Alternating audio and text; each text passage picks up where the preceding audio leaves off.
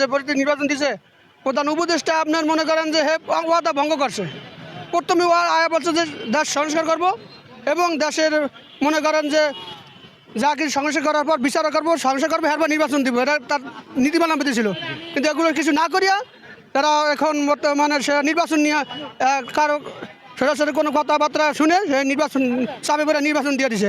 এখানে একপক্ষ নির্বাচন হবে না, সব জনগণ সকল জনগণ যদি নির্বাচন চায় তাহলে নির্বাচন এটা হলো গ্রহণযোগ্য নির্বাচন।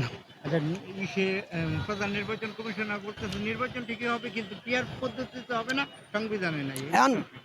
সংবিধানে নাই, ওই যে সংবিধানে তো নাই, তত্ত্বাবধায়ক অন্তর্বর্তী সরকার আসাকালীন 3 মাসের মধ্যে নির্বাচন দেওয়া উচিত। এখন তো 1 বছর বা নির্বাচন দিতে আছে, 2 বছর বা 1.5 বছর বা নির্বাচন দিয়ে, এটা কি সংবিধান আছে? এটা বলেন কোন সংবিধান? হ্যাঁ তো প্রধান নির্বাচনের কমিশনে হ্যাঁ তো অবৈধ এই পর্যন্ত থাকা, হ্যাঁ তো আসার পরে নির্বাচন দেওয়া উচিত ছিল। তাহলে এটা কি সংবিধান আছে যে 1.5 বছর পরে এখন নির্বাচন দেওয়া, 3 মাস পর নির্বাচন দেওয়া সংবিধানে আছে? আর নির্বাচন সম্বন্ধে যে পিয়ার পদ্ধতি নির্বাচন নাই, আবার এই গণতান্ত্রিক নির্বাচন আছে, নির্বাচনের বইয়ের নীতিমালার মধ্যে খালি আছে নির্বাচন আছে, কিন্তু কি নীতি নির্বাচন এই সম্বন্ধে বইয়ের মধ্যে লেখা নাই। কাজেই জনগণ যেই নির্বাচন চায়, যেই পদ্ধতি নির্বাচন চায়, যে মেজরিটি পার্টি 70-72% লোক এখন পিয়ার পদ্ধতি নির্বাচন চায়, যেখানে সকল মানুষের ভোটের অধিকার তারা প্রয়োগ করতে পারবে।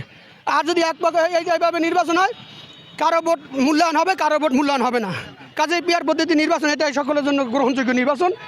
2 নম্বর হলো দেশে সংস্কার এবং বিচার না হওয়া পর্যন্ত নির্বাচন দিলে মানুষ জাতির সাথে গাদ্দারি করা হবে।